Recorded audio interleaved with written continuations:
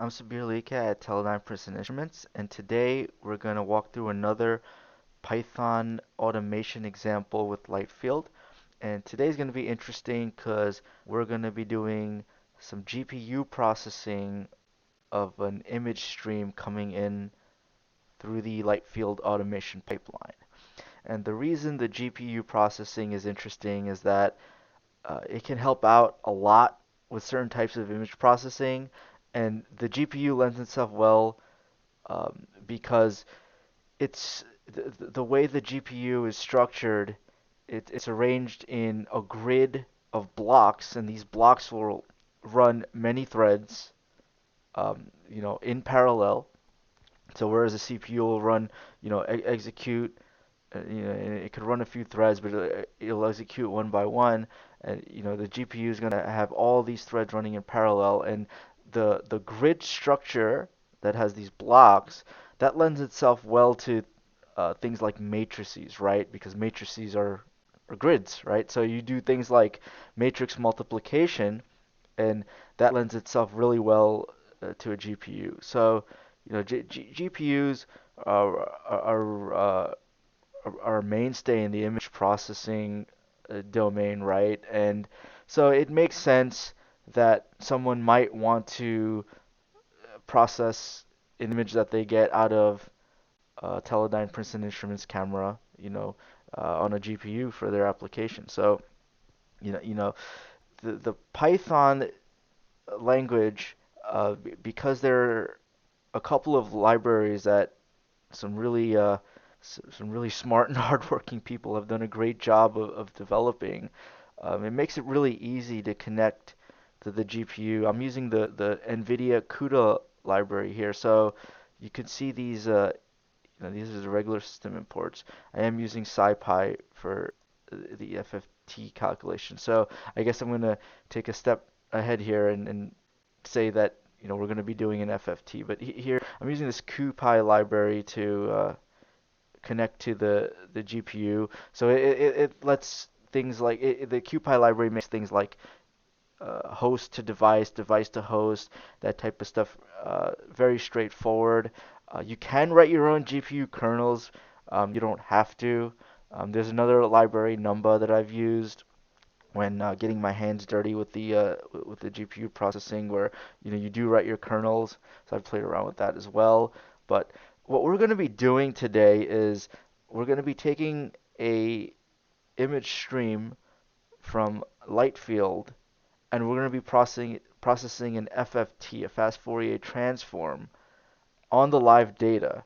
And this is an intensive computation in general because it's 2D, and the image stream is going to be coming in, and you're going to see that the CPU is going to be much slower. So I'll just say what the outcome is going to be. The CPU is going to be much slower. So I have a path in this script to do it on the CPU, and I also have a path in this script to do on the GPU. We'll just compare, and this stuff is all just um,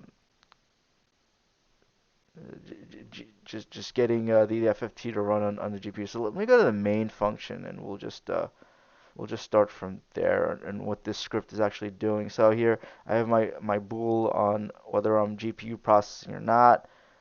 I set up a container to contain the image that the Lightfield automation stream is going to spit out.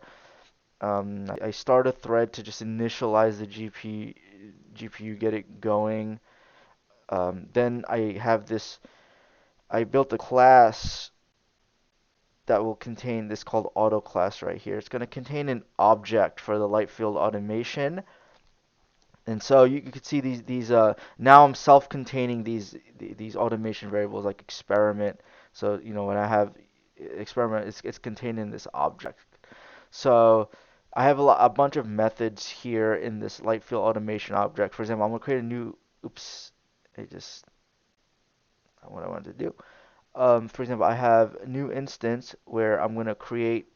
So this is if you've seen my other tutorials, you see this line like automation and then true if we want Lightfield visible. That creates the automation instance. Now it's going to be contained in this auto class object, right? So I'm going to launch the automation instance. So this new instance, I call this function in my main. So I create a Lightfield object, and then I call this function, and I gave it a experiment name to open. It's going to look for that experiment and open it. So this one function call will take care of all that. So putting in this wrapper object, if you will, is very handy in that sense. Um, and then I have these other functions. The main thing here is I'm gonna when I load this experiment, once it's ready to roll, I'm going to hook it to this experiment data ready function, which is going to call back on the image data set received event. So you see all the way up here, I should have that function somewhere. Yeah, experiment data ready. So I'm just doing some checks for null, just making sure that the set return is not null. I haven't seen that, but it's good to check. I'm also implementing a thread lock here. This is just a primitive lock object. The Python threading library, you can see it up here. I'm importing that. The Python threading library, I think, just uses the primitive locks based on the system you're using. I'm on Windows right now, obviously, because I'm using Lightfield. But anyway, I'm locking this because I'm updating this image container object that I have. Where is it? With the frame that I'm getting. So recent frame. I'm getting my recent frame. Oh, okay. So when this is calling back, I'm checking to see if life is ready for experiment. I'm getting the frames coming out of the event. I'm increasing my counter, which is I create another class object for this. And then I'm getting the most recent frame. You see it's -1 index on the frame here. And then I'm getting this, if I'm GPU processing, I'm going to this function. If I'm not, I'm going to this other CPU function. So here's my GPU function, right? So, I'm starting, I'm just measuring benchmarking the performance just to show how much better it is, and we'll see that a little later. But you see I'm using the CuPy library here, um, linking to my device. So when I do this, so I have a NumPy array here because I have a function inside my Lightfield automation object that will take the image dataset returned by this event and convert it to a NumPy array. That's my recent frame right here that I'm passing in here. This will be a NumPy array. So if I do this CuPy as array, the NumPy is on the host, and now it's going to transfer it to the device. And then I set a SciPy backend. SciPy integrates with this CuPy library, which is good because I can compare FFT algorithms apples to apples. I use the same algorithm for both CPU and GPU, right? So, I get the FFT rolling. So I'm going to have this FFT shift is going to um, switch the ordering of the quadrants in the final output so that it looks correct. The 0 DC is smack in the middle, center of the two axes. I'm going to take the FFT, and then this is where I'm using my image container. So uh, I'm going to set this image. This is an object where I have defined, right, where is it? Display container. So I have this container. I just, ooh, no, sorry. Latest image. That's where I have, I just throw in update my image there. And then my display is actually going to call that object and get whatever is contained in that object to display. So I have the lock in here so that I'm not interfering with that. But yeah, so the GPU will run. CPU is the same thing, right? So I do this. I use a SciPy FFT shift. So the QFFT dot FFT shift, and then you see the QFFT dot FFT2. That's using the SciPy because I set the SciPy backend. So it's the same algorithm here. So I'm doing the SciPy FFT FFT2 on this data that's coming in here. I'm doing this right on the host data because I'm using CPU, whereas here you see I'm using I'm running this on the GPU, the device array created here. So that's going to do the FFT, and it's going to keep doing it over and over again. So I talked about the Lightfield class, and yes, so now I've initialized my Lightfield automation instance. I'm gonna call on one of my functions inside this class automation class object to get the current ROI that's selected, so that I have my rows and columns for the image. I'm gonna just yes, I'm gonna initialize that image container object to this array of ones, and then I'm gonna kind of launch the display here. I'm gonna display using a matplotlib func animation. So this func animation just calls a function over and over again. So I'm animating um, 50 frames here, uh, interval. Let's make this interval faster. Let's make it 100 milliseconds. Should be going about 10 frames a second. Let's just keep this animation running longer. Let's do 500. Why not? So keep that animation running. Maybe make this 100. Okay, so that's it for the main function. Now you can see my comments I wrote, once this instance is created, it's going to, you see I have it in this wrapper here. It's going to hook this event, right? So now it's ready. Now the Lightfield instance is going to be ready. So once I hit run in my Lightfield instance, that's going to kick off the processing display, because now I'm hooked to this event. Now every time my frame comes back, I'm going to call that, I'm going to call this function, this callback function, and that's going to kick off the processing, right?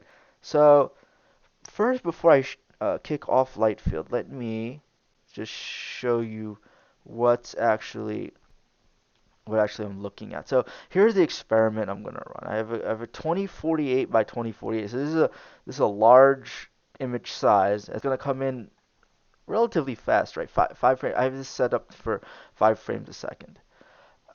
And so, this is the data coming out of this camera. This is a software emulated demo camera, but it's going to run at 5 frames a second, and it's going to get this, 2D sine wave with varying frequency. So Lightfield has an online formula, as many of you may be aware, that you can run. So let me just, I'll just show you guys how to build the formula. So, I use a formula builder. Oops, let me delete this line. You can see I already created the formula. So I have a fast Fourier transform builder. I'm gonna take the magnitude, because that's what I'm looking at in my uh, automation. I'm gonna add this line, output equals FFT input magnitude, and that's gonna get me the. So I'm just gonna close this guy right here. So I have my formula set up. So now if I run this guy, come on. Okay, so there's my FFT. So that's just what you get out of there's really not you know it's varying levels of DC components, right? You see, I'm running very slow. I'm not keeping up with my 5 frames a second. I'm not even getting 1 frame a second. So this is running off the CPU, and it's not, and it's imaging the FFT as it processes, but it can't do the process fast enough, right? So it can't keep up with this 5 frames a second that's coming in from the camera. So this is the camera frame rate, the data coming in from the device, and this is the processing frame rate. So let's stop that. So you could see that's I'm not even close to being able to keep up to 5. So, and again, this is a lot of data, right? 2048 by 2048, and the FFT, for a large image size is a hefty computation, right? So this is, that's the rate that my CPU will get. Now, I mean, this is all hardware dependent, right? Like you have a better CPU, you can get a faster rate. I'm using a standard Dell Office workstation. This has a Xeon CPU, I believe. Like I forget the speed it's clocked. I forget the model. And then the GPU is going to be a Quadro P400. Nothing special, standard workstation stuff. But see the performance in a little bit. But anyway, that's what's going to happen in this demo, right? So now I'm just going to clear all my experiment devices. I can save this experiment. Right? All right, so let me go back to my get this guy out of the way for a little bit. Let me go back to my Python. So let me just run this guy. So I guess so. We've already seen what the FFT looks like of this data that's streaming from the camera, and now let's just run this. So I'm going to run my Python script. It's going to launch this automation object. So I should see it launching. I see it launching in my other screen. And then once it comes up, I'm going to drag it over. So this is my add-in process. See, it's loading the experiment. Okay, application starting. Loading my experiment. Okay, so now my animation screen pops up as well. Because now it's just waiting for data. So I'm ready. I have this going at 5 frames a second. So I'm just going to hit run. See? Okay. So now Lightfield is running its process, doing its thing. Now my Python animation is doing its thing. It's getting the FFTs, plotting roughly about 10 frames a second. You see, it's keeping up. Well, my camera's running at 5 frames a second. So, but if I pull the add-in process back up, I come back here.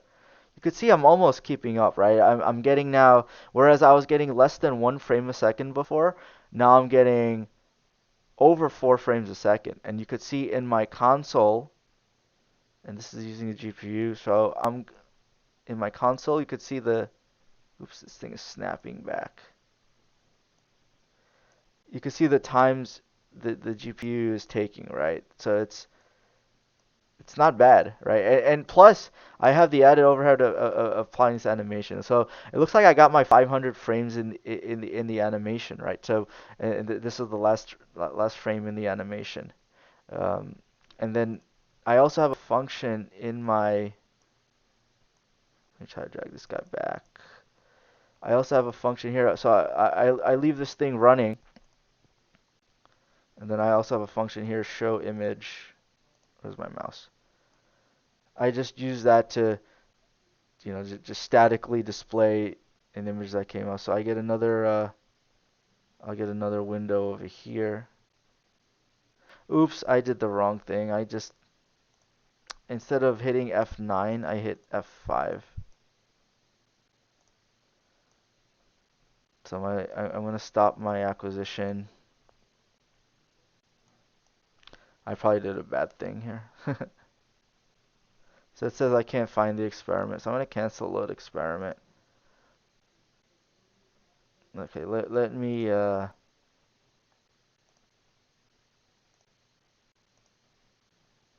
just kill these processes.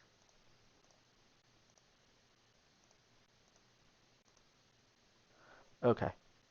So let me start over. Let me just go ahead and restart this kernel.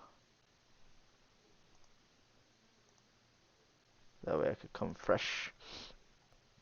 But yeah, you guys already saw what happened, right? The GPU is just so much faster when it comes to this type of. I gotta close my spider because I wanted to run the line, but I ran the whole script over, which is what that's what I warned against in my first automation tutorial, the most basic one. So hey, I validated the points I made on the beginner's traps, and I fell into the beginner's trap with the automation, right? I just ran this whole script over again. So let me go ahead and just run this again. So I'm gonna run it again.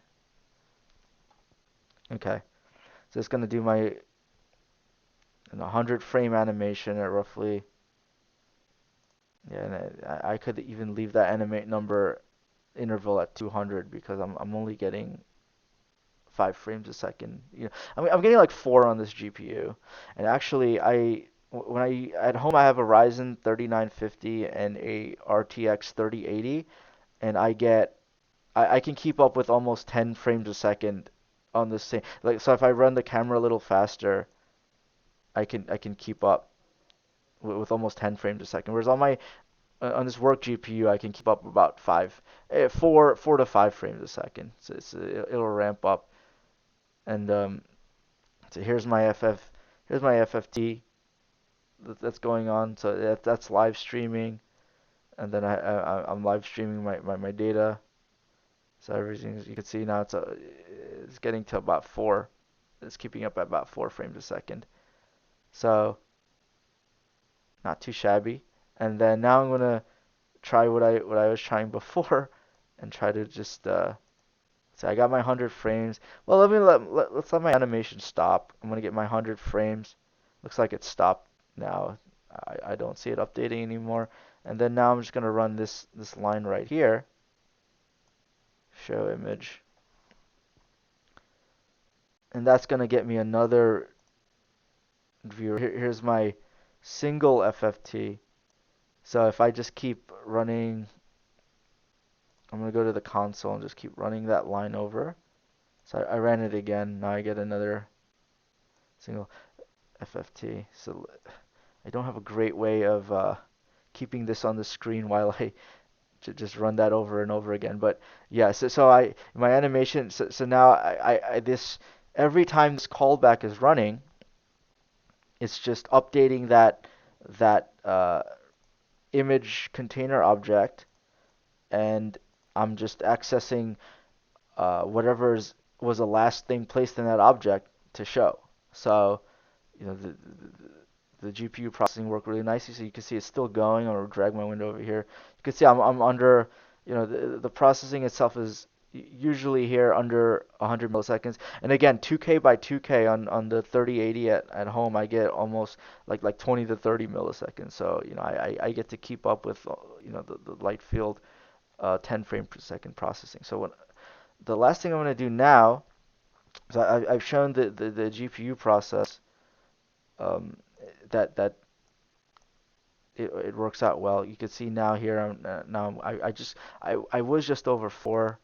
Yeah, now I just got over 4. Anyway, so that's what I'm. So the GPU is just chugging along doing its thing. So I'm gonna stop that, and then I'm gonna close. So I have this call here to close and unhook the event. So I'm just gonna use that. So I closed, unhooked. I got this guy right. So I'm gonna close my animation. I don't know why it's not. Okay, yeah, I was just waiting for it to free up the resources from closing the Lightfield instance. Okay, so now my event is unhooked. Okay, so now what I'm gonna do, I'm gonna change this to false. So I'm gonna do the same thing, same FFT algorithm, SciPy, but now I'm gonna turn off the GPU process. So we'll see how the CPU does it. And again, the CPU here is nothing too fancy. It's Intel Xeon, typical desktop workstation. So I'm going to pull up my experiment. Same thing. It's just that now it's going to do the CPU processing instead of GPU. Okay, so my animation's set up. I'm just going to let this thing run. Okay, so it's doing it. But now you see that the CPU is slower by about half, right? Because now now my animation is updating. I'm getting my data stream in Lightfield, I'm getting my FFT update, but you see the CPU is just not getting over 2.5 frames a second. So it's actually the CPU, the SciPy algorithm on the CPU is doing better than the live formula. But that's to be expected from Lightfield because Lightfield's processing the live formula, then displaying this image and doing a cross section, so it's doing a lot more things. But anyway, if I'm comparing apples to apples, now I see the CPU is now 2.5. So whereas I was able to keep up with four, you know, getting to five with the GPU, I can't even keep up with 3 frames a second now on the CPU. And actually, again, I've tried this on my home build with the Ryzen 3950 and the RTX 3080. So the 3080, right? It just it, you know I it's an amazing piece of hardware. So I can keep up with about 10 frames a second on this 2048 by 2048 piece of data with that. Whereas on the Ryzen, I get about what, maybe 3 or 4 frames a second I can keep up with this. So I guess I would say the Ryzen 3950 is about as fast as using the GPU at my workstation. But in both cases, you can see the significant speed up when using the GPU to process the FFT on this. So my FFT animation looks like it's stopped, and then I can get a still. I can run this line and get a still image. There's my there's my still image of whatever FFT I created. So and then you could see the timing from my performance kind of right. So you can see over double time roughly. Now I'm getting over the twos, whereas I was in the ones before. Now I'm getting about 2.5. So hey, makes sense. I was about four, a shade over four before. Now my best is about 2.5 frames a second processing rate. So you could see that the CPU is slower with the same algorithm. So that wraps up the tutorial. And again, actually, maybe I didn't mention this in the beginning, but yeah, this tutorial assumes you're familiar with Lightfield automation. You've either you've either done it yourself or you've followed through my previous tutorials and gotten a feel for what's going on. So I'm using the callback. I'm integrating it with uh, the GPU processing, and I'm also the callback is storing data into this container object, which I'm calling for the imaging thread to run my animation. So now it's neat. I'm getting an FFT animation going on in Python while the live data is streaming from Lightfield. So let me just close the loop and just run that line to unhook the event. So I hope that was helpful. The GPU processing is something that's very interesting to me. I have a gaming hobby. Any gamer would know that GPU is a really important thing in the gaming space. Like the hardware really, how many frames you get. You know, the GPU is a big part of that. And in the image processing space, because images are in matrix form, right? You have, M by N image. Here I have 2048 by 2048. The data is arranged in a grid, and the GPU structure for when computations need to be performed on that grid just really make those computations optimal. Not to mention, when you have a GPU device processing these matrices, you're offloading it, leaving the CPU time to do other things. So it's a win-win. That concludes this tutorial. I hope it was helpful, and I'll see you next time. Thank you.